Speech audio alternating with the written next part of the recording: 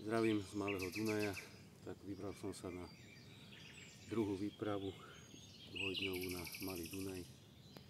Útorok po obede som tu začal, dneska po obede končím. Prvá noc, bol pekný záber, ale po chvíľke zabehol kapor do stromu, tak som musel trhať.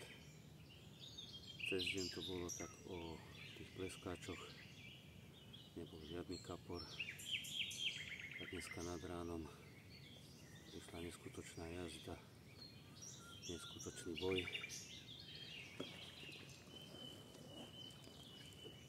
A podaril sa vyťahnuť takýto krásny 12-kilový lisec do série. Ten prvý 15-kilový bol šupik, tak mám aj lisca z Malého Dunaja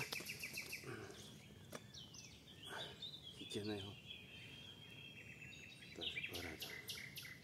Zachutilo mu 24 Enzymatic Krill od firmy Abajc, ako aj ten predošlý kapor, tá 15 z prvej výpravy. Takže super, som spokojný. Dáme raňajky, káva, začneme pomaly baliť a po obede idem domov, hádam ešte niečo zatiaľ pipne.